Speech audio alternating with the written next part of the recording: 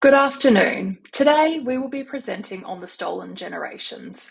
We have with us Ramya, who will be presenting an acknowledgement of country and qualitative perspectives, myself, Laura, who will be presenting on Eurocentric motivations, Kate on policies and legislations, Tam on beliefs and attitudes, and finally Josh on truth-telling testimony. Before we get started, we would like to acknowledge the traditional owners and custodians of the land on which we are presenting today, the Whadjuk Noongar people, and pay our respects to elders past, present, and emerging. In presenting on the stolen generations, we recognise that this history is not distant, but ongoing and deeply connected to this land. It reflects a period of policies and practices that resulted in the forced removal of Aboriginal and Torres Strait Islander children, leaving lasting impacts on identity, culture, and connection to family and community. We recognise the importance of truth-telling and the responsibility to respectfully centre and honour the voices of those who lived through these experiences, as they are essential to understanding why this occurred and its continuing impacts. The way history is told, genocide never happened in Australia. In truth, history shows that racial supremacy powerfully shaped Aboriginal policies and practices in 20th century Western Australia. The most violent action of these policies was the forced removal of Aboriginal children from their parents. As Mark Twain famously says, history does not repeat, but it often rhymes. I'd like us to take a second to reflect on how this quote relates to our topic today. In our presentation on why the stolen generations occurred, we wanted to critically analyse all the facets of how this horrible atrocity came to be. This includes discussing the overarching themes detailed on this slide. We hope that our presentation today will embody the ideals of truth-telling in every sense. In this spirit, during the presentation, we recognise that we will be using terminology from past legislation that is incredibly hurtful and oppressive towards First Nations folks, in order to accurately portray the extent of Australia's prejudice. The extent of this terminology will be limited to historical excerpts of legislation and literature. We would also like to recognise that the nature of this content is distressing, and we encourage you to take a moment if you are feeling overwhelmed by the topic of our discussion. We start off by exploring why the stolen generations occurred, drawing on survivor testimonies to highlight how assimilation, racialized beliefs, and so-called protection operated as systems of control over First Nations children, families, and identities. Testimonies from the Bringing Them Home report consistently frame removal as a deliberate attempt to systemically erase Aboriginal and Torres Strait Islander identity for European Christian values. Survivors reject the notion that these policies were protective, instead describing a process that severed children from families, languages, and cultures in order to reshape them within white society. One survivor reflected that they were made to suffer with no Aboriginality, no identity, no culture, revealing that removal operated not only as physical displacement, but as a process of identity reconstruction that fractured a sense of self and belonging. As some survivors described being completely brainwashed to only think like a white person, identity was simply not lost, but actively redefined. Many were led to believe their families had abandoned them or were dead, eroding emotional ties and reframing their understanding of belonging. In this way, assimilation functioned by disrupting both memory and connection, leaving individuals distanced from their cultural foundations. Survivor accounts strongly suggest that the removal of children was driven by deeply embedded racism and paternalistic assumptions about Indigenous families. Many describe being taken not because of neglect, but simply because they were Aboriginal, highlighting that removal was not only driven by racial assumptions, but by a broader effort to regulate Indigenous family life and control the transmission of culture across generations. Elders frequently recall authorities claiming it was for their own good, positioning themselves as knowing what was best while denying First Nations families any agency. This reflects a paternalistic ideology in which Indigenous parenting was viewed as inherently deficient and white Christian institutions as morally superior. According to the testimonials of survivors, this was experienced as both dehumanizing and disempowering. The policy did not simply remove children, it undermined the legitimacy of Indigenous parenthood itself, reinforcing a hierarchy where control over Indigenous lives was normalised and justified through racialised assumptions. The removal of First Nations children was justified as protection, but survivor testimonies and historical evidence expose this as a false and misleading narrative. Children were taken without consent, often suddenly and without explanation, making these actions inherently coercive rather than protective. Survivors describe experiences of institutionalization, abuse, and forced labor, demonstrating that these systems operated through control, not care. One survivor recalled, "They wouldn't allow us to be anything. I would have liked to be a nurse, but they sent me to work as a domestic," revealing that opportunity was deliberately restricted and futures were predetermined. In this way, protection functioned to legitimize state authority, enabling the removal of children while obscuring the harm inflicted. According to the testimonies of survivors, this was not welfare, but the exercise of power over families and communities. The consequences, including intergenerational trauma, disruption of kinship systems, and cultural disconnection, are not historical remnants, but ongoing realities. The decision to forcibly remove First Nations peoples' children from their families was due to assimilation policies, racist ideologies, enacted laws, and the Eurocentric majority that permeated Australia at the time. Firstly, assimilation policies at the time were devised to reduce First Nations peoples' culture by placing First Nations peoples' children in European homes so that they would grow up with Eurocentric language and values. Secondly, racist ideologies were strong and powerful at this point in time in Australia, especially from legislators. Paternalistic viewpoints regarding what was in the best interests of First Nations peoples' children were eminent. Thirdly, laws enacted at the time supported the removal of First Nations peoples' children from their families and country. And finally, a culmination of a Eurocentric majority which had differing values to that of First Nations peoples. I would like to now ask you to take a moment to reflect on these motivations for assimilating First Nations peoples and think about how this makes you feel.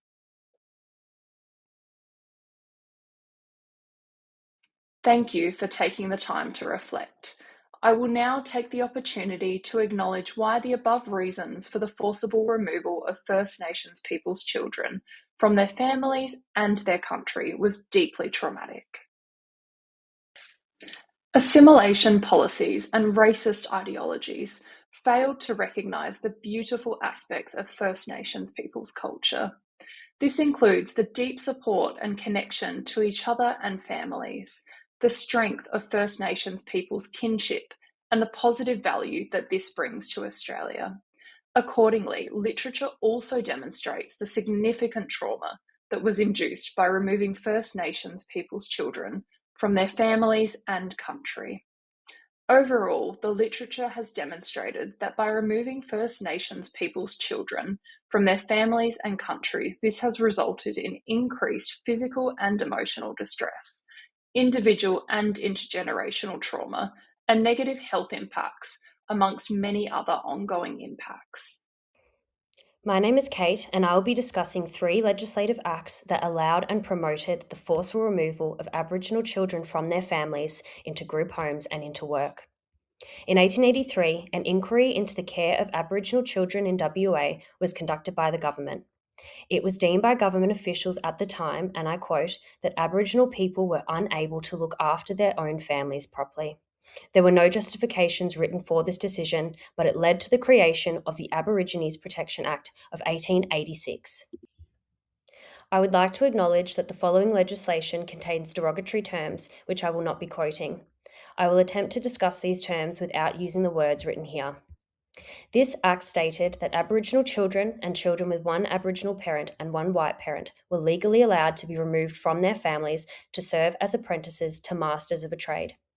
Note that the legislation states a child having attained a suitable age, but does not describe what that age is.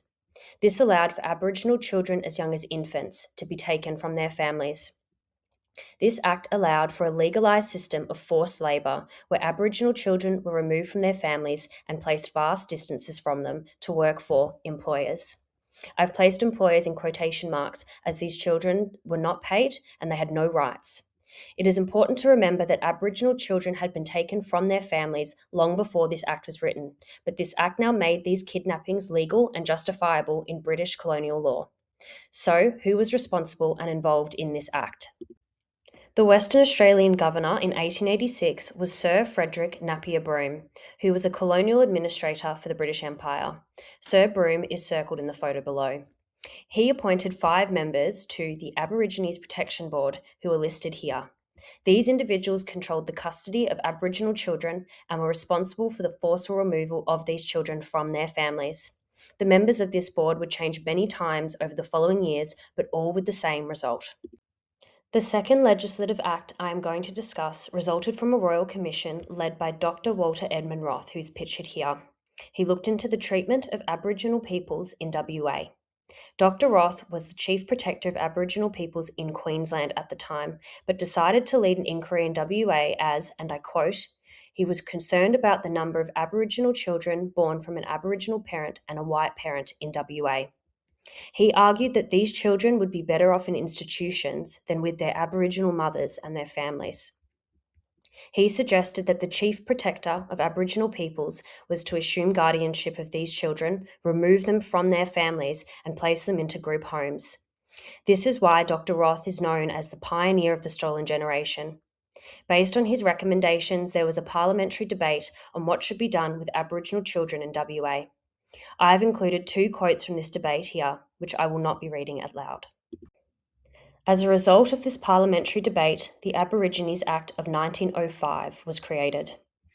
This act made the Chief Protector the legal guardian of every Aboriginal child, and I quote, half Aboriginal child, until they were 16 years of age. This act allowed the removal of Aboriginal children and Aboriginal children with one Aboriginal parent and one white parent into homes or service, which was work. They no longer disguised these kidnappings as apprenticeship work and instead removed children from their families into homes because the law said that they could. The most well-known Chief Protector during this time was A.O. Neville, known as Neville the Devil. He believed in eugenics similar to Nazi Germany in the 1930s and focused on, and I quote, breeding out colour, to integrate children of a mixed heritage into white society. I'd like to put a disclaimer that the next quote is very derogatory in nature. Neville argued that once Aboriginal children were sufficiently white in colour, they would become like white people. In order to do this, he argued his powers needed to be extended to all children with any Aboriginal heritage. And that is how the 1905 Act was amended to produce the Native Administration Act of 1936. This increased Neville's powers further. It allowed the Commissioner for Native Affairs, which is just another title for the man in government who controlled Aboriginal people's lives, to remove any Aboriginal child in WA under 21 years of age. This Act allowed this through its definition of the term native. In this Act, native referred to any child of Aboriginal heritage which had differed to the 2 previous Acts. Neville aimed to remove the Aboriginal peoples through this policy of assimilation. Even after Neville was replaced in 1941, this Act remained in law until it was repealed by the Native Welfare Act of 1963. This Act removed legal guardianship of the Commissioner of Aboriginal Children, but children were still taken up until the 1970s. My colleague Tam will now discuss the attitudes and beliefs at the time that further allowed the stolen generation to occur. Systematically organised by the state, overwhelmingly supported by West Australians, generation after generation, for over 60 years. As mentioned by Kelton Pell in the video, the policies enabling the forcible removal of First Nations children were created by the government. But the point that poignantly stands out to me is the support for these policies was rallied by the majority of white Australia. Importantly, this section is about analysing the social beliefs, attitudes, and the perspectives that allowed these policies to fester unquestioned. The three broad belief systems that mainly played a role in most white Australian beliefs were the alienation and the othering of Australian Indigenous peoples, Eurocentric ideology, and the eugenics movement. Bringing truth-telling to the heart of the matter, the cultural identity held by white Australians in the 19th and 20th centuries Aboriginal and Torres Strait Islander peoples were seen as other, with literature describing white Australian beliefs about First Nations peoples as primitive, unsanitary, disorderly, and devoid of a future. The differences in cultures were viewed as something that needed to be erased in order to shape white Australia's social identity. Therefore, for most white Australians, the elimination of First Nations cultures and ways of living and doing was crucial to the fabric of white progress and civility. These beliefs stemmed from Eurocentric ideology and values of the 19th and 20th centuries, as Laura had explained, where Western culture was thought to be superior. The supposed superiority was used as a justification to treat First Nations peoples as aliens. Eurocentrism also contributed to the egocentric attitude of the first British migrants.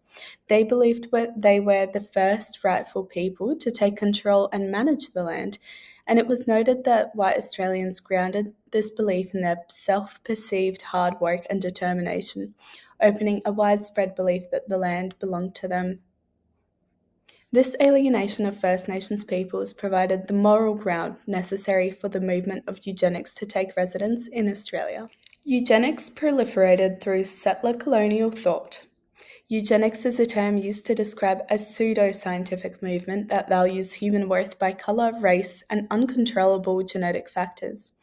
Elites of the Australian colony were influenced by Sir Francis Galton, the British father of the eugenics movement.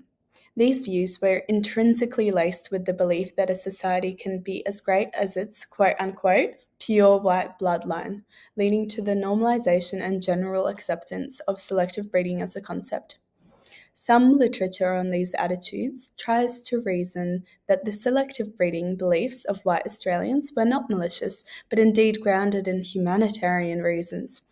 In his book, Indifferent Inclusion, McGregor argues that the predominant collective thought was focused on the supposed saving of Aboriginal and Torres Strait Islander children into what they called a civilized society. However, in my opinion, this largely understates the thought that was unquestionably accepted during these times, that one could and needed to breed out unwanted characteristics, quote unquote, in the goal of achieving white supremacy. The culmination of these ideologies came together to propel the social engineering mechanism of the stolen generations. Under the influence of eugenics, alienation, and Eurocentrism, the idea that certain children could be targeted for removal was morally accepted by Australian society. I will now pass over to Josh to speak to the truth-telling testimonies of survivors of the stolen generation.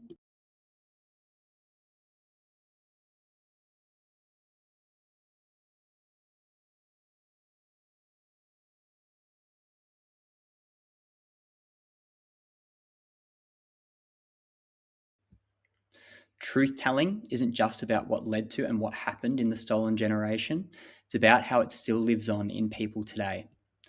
Tony Hansen, a Wadandi and Pibbleman man from the Kurri-Kurrik region, and a Wilman and Corring and Carnegie man from the Wogliakai and southern Noongar region of Western Australia, remembers being taken as a child.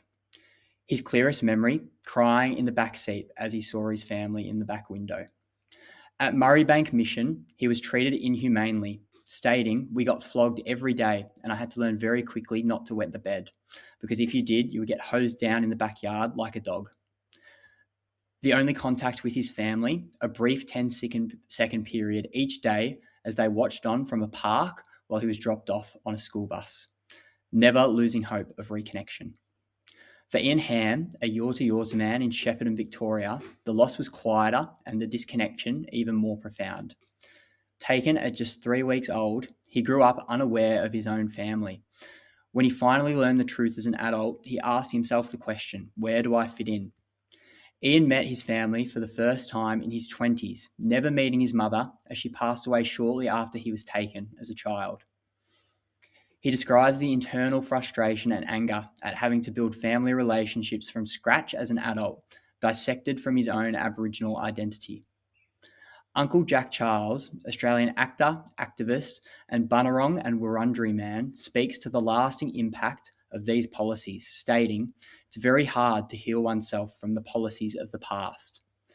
Charles spent many years battling a heroin addiction, something he attributed to the trauma of a childhood raised in a Melbourne boys' home, subject to physical and sexual abuse that he felt was aimed to persuade against any sense of his Aboriginality.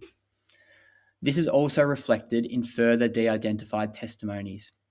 For many Australians who were taken as a part of the stolen generations, only reconnecting later in life brought a sense of identity. One testimony stating, "I was never proud to be black until I met my family."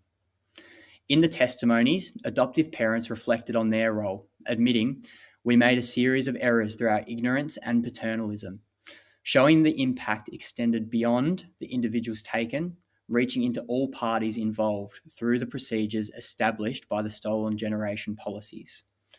One adoptive family laments, "We didn't understand the full ramifications of invasion, of dispossession, or disbursement. We learnt all this later." Across all these voices, children, families, and caregivers, we see the same rupture of identity, connection, and belonging. These stories show us that truth-telling isn't just about acknowledging the past. It's about connecting the lives that are still shaped by it. Today, we have discussed why the stolen generations occurred, with reference to qualitative perspectives, Eurocentric motivations, policies and legislation, beliefs and attitudes of the time, and truth-telling testimonials. We really hope that our presentation has also demonstrated the ongoing impact and devastation that has occurred as a result of the stolen generations, and how this impacts First Nations peoples today. Thank you for taking the time to listen to our presentation.